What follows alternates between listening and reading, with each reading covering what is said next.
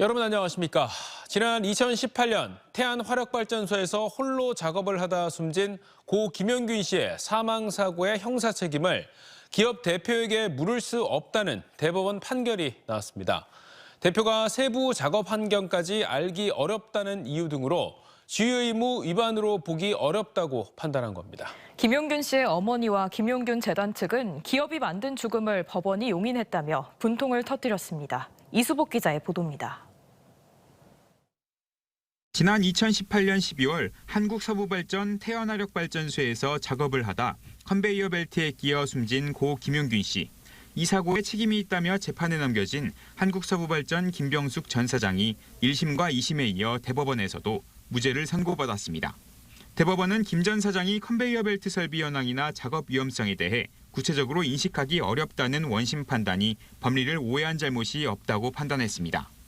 함께 기소된 서부발전 태안발전본부장과 법인도 석탄 취급 설비와 위탁 용역 관리는 기술지원처에서 담당하기 때문에 주의 의무를 인정할 수 없다며 무죄를 확정받았습니다.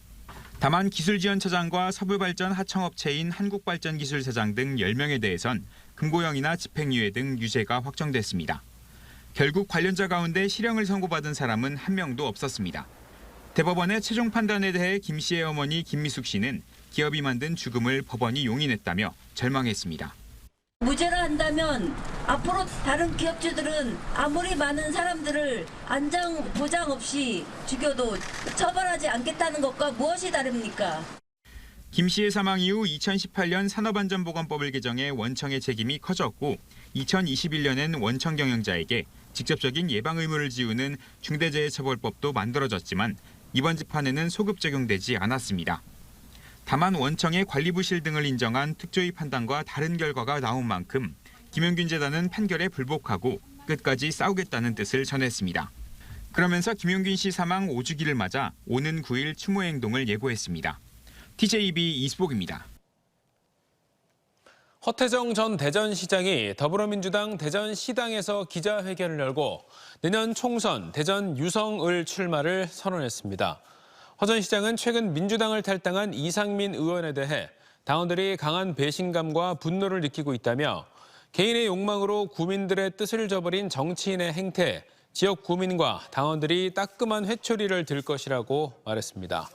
이와 함께 두 번의 유성구청장과 대전시장 시절 코로나19 극복 경험 등을 토대로 민생 현안에 집중하고 50년의 대덕특구 경쟁력의 미래 50년을 이어갈 토대 구축에 힘쓰겠다고 강조했습니다.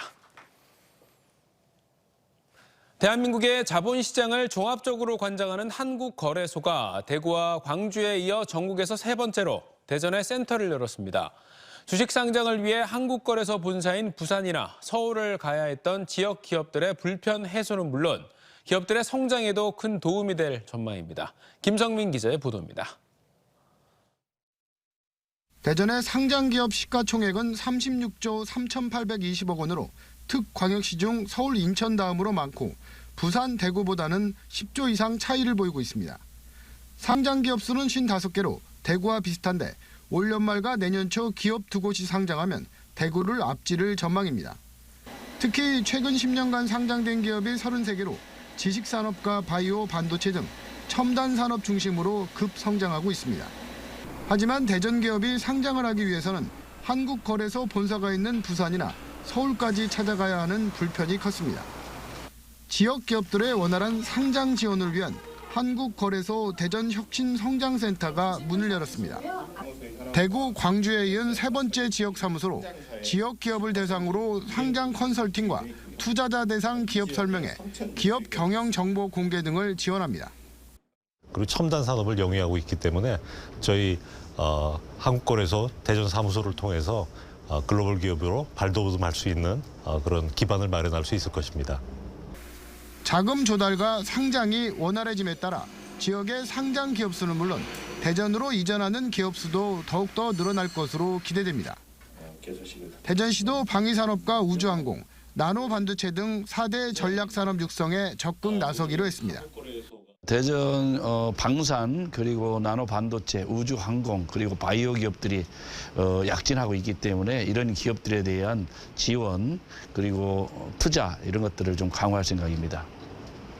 이와 함께 대전시는 내년에 벤처기업과 스타트업 지원을 위한 투자청을 설립하고 대전에 본사를 둔 기업금융중심은행 설립을 통해 지역 상장기업들의 도약을 도울 계획입니다. TJB 김성민입니다.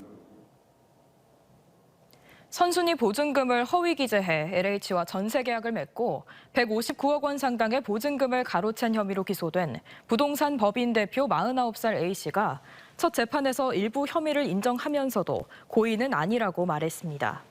경찰은 LH 이외에도 A씨로부터 전세 사기 피해를 본 세대가 최소 2,000세대 이상으로 파악하고 있다며 세입자를 대상으로 전세 사기 수사를 이어가고 있습니다.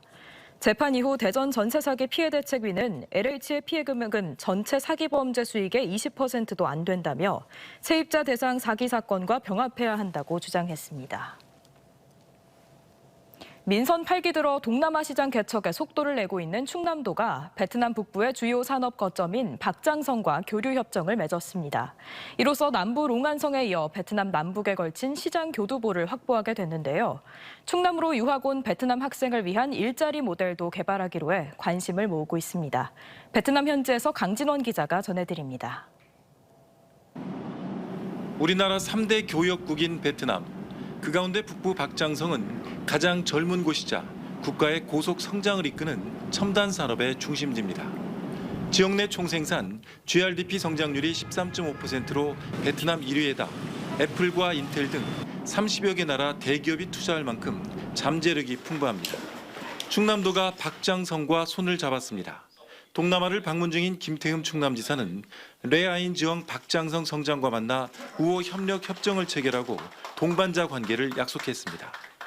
두 지역의 지휘부와 소속 공무원 교류, 청소년 교환 교육, 역사문화 교류 학습, 박장성 산업단지 개발 투자, 질병 등 건강관리 정보 교환에 합의했습니다. 충남으로서는 특히 박장성이 교육이 발전한 곳인 만큼 기업들의 투자 때 고급 인력 확보가 용이할 걸로 기대됩니다. 박장성은 충남의 앞선 디지털 행정 시스템을 공유하고 산업단지 개발에 충남이 적극 나서줄 것을 기대했습니다. Trung Sơn Nam đặc biệt là muốn đi sâu hợp tác trên các lĩnh vực như là giáo dục và đào tạo, rồi đào tạo cái nguồn nhân lực chất lượng cao của tỉnh Bắc Giang để đáp ứng cái yêu cầu công nghiệp hóa trong giai đoạn tới. 김태흠 충남지사는 현지에 진출하는 도내 기업들에 대해 최우선 혜택 부여를 요청했고 박장성 성장은 이를 흔쾌히 약속했습니다. 김 지사는 이와 함께 박장성 출신의 도내 학생들에게 학업과 일자리를 병행하는 새로운 유학 프로그램을 제공하고 우리는 인력난을 덜도록 하는 윈윈 모델의 도입도 추진하겠다고 밝혔습니다. 근로자 노동력이 그런 부족한 그런 상황이고 학생들이 지금 줄어드는 그런 상황 속에서 유학 온 그런 학생들이 대한민국에 머무르면서 우리나라의 그런 근로 조건을 향상시킬 수 있고 개선시킬 수 있는 그러한 좋은 모델이 될 수 있다 생각을 합니다. 김 지사는 아산시에서 박장성으로 진출해 대규모 반도체 공장을 운영 중인 사업장을 찾아 현지 기업 환경을 확인했습니다. 충남은 지난 2005년 남북권의 롱안성과 교류 협력을 시작했고 하노이에는 충남 사무소를 설치해 베트남 진출을 가속화하고 있습니다. 김태흠 충남지사가 베트남 북부권의 박장성과 교류 협력을 성사시킴에 따라 충남도는 기존 남쪽의 롱안성에 이어 베트남의 남북축을 아우르는 해외 진출 교두보를 확보하게 됐습니다. 베트남 박장성에서 TJB 강진원입니다. 대전과 세종 충남교육청이 지난달 16일 치러진 2024학년도 대학 수학능력시험 성적을 성적 통지표와 성적 증명서 등 두 가지 방식으로 내일 통지합니다. 교육과정평가원이 발표한 수능 채점 결과 국어, 수학, 영어 영역 모두 지난해보다 까다롭게 출제되면서 수능 만점자가 단 1명만 나오는 등 이번 수능은 역대급 불수능이었던 것으로 나타났습니다. 성적 발표 이후 대입 정시 모집 지원자는 내년 1월 3일에서 6일 중 대학에서 정한 기간에 원서를 접수해야 하며 정시 모집 전형 기간은 1월 9일에서 2월 1일까지로 각 대학은 2월 6일까지 정시 모집 합격자를 발표하게 됩니다.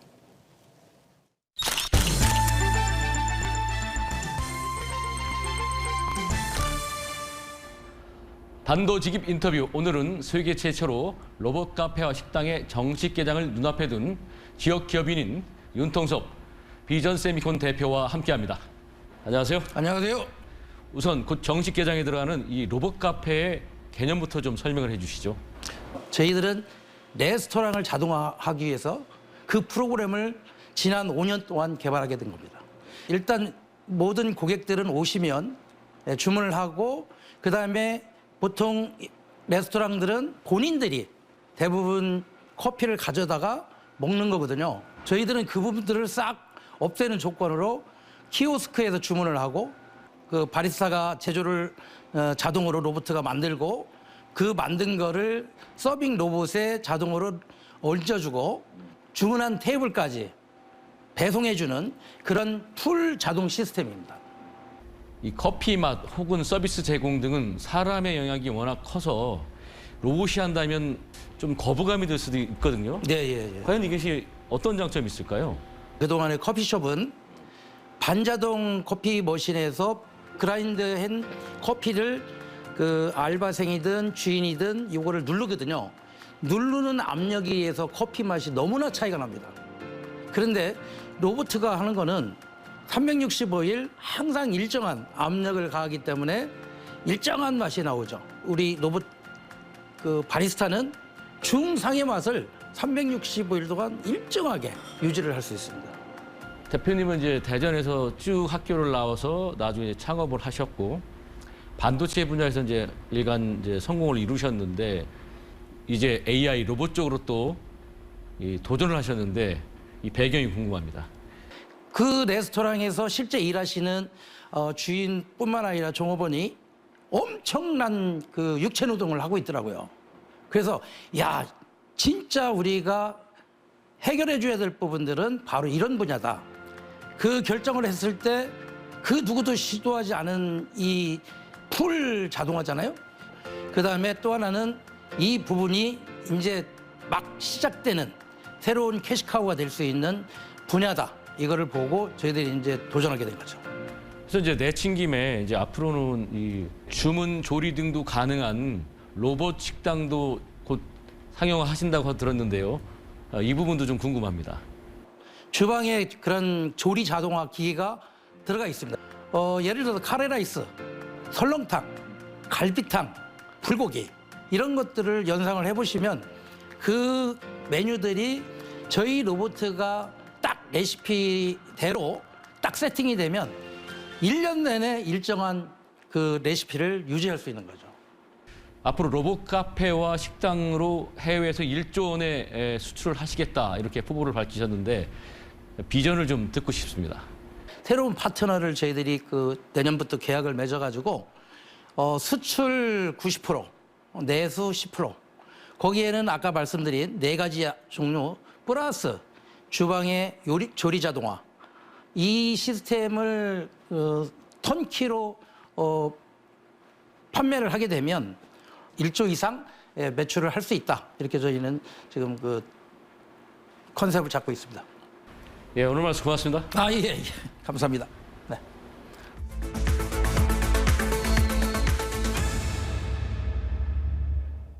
올해 처음 K리그2에 합류해 최하위를 기록한 천안시티FC가 직원 채용 비리 혐의로 경찰 수사를 받고 있습니다.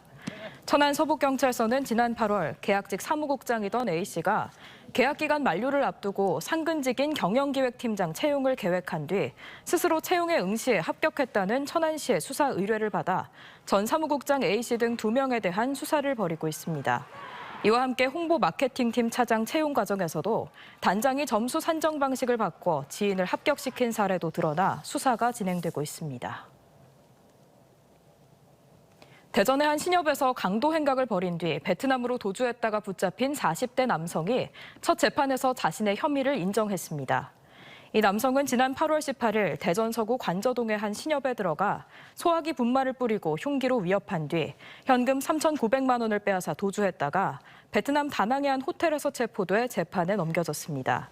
수사 과정에서 40억 원 상당의 불법 도박을 하다가 억대 빚을 지게 된 사실이 확인됐고 독촉에 시달리자 범행을 저지른 것으로 조사됐습니다. 대전문화재단은 대전예술가의 집에서 세계적인 플루티스트이자 대전문화재단 홍보대사인 최나경 씨와 지역 예술단체인 W 앙상블을 초청해 이야기가 있는 작은 음악회를 개최했습니다. 문화재단은 문화체육관광부 지정 문화예술 후원 4개 단체 인증 획득을 기념해 음악회를 진행했으며 문화예술 후원 활동을 촉진하고 기부 문화가 확산될 수 있도록 노력하겠다고 밝혔습니다.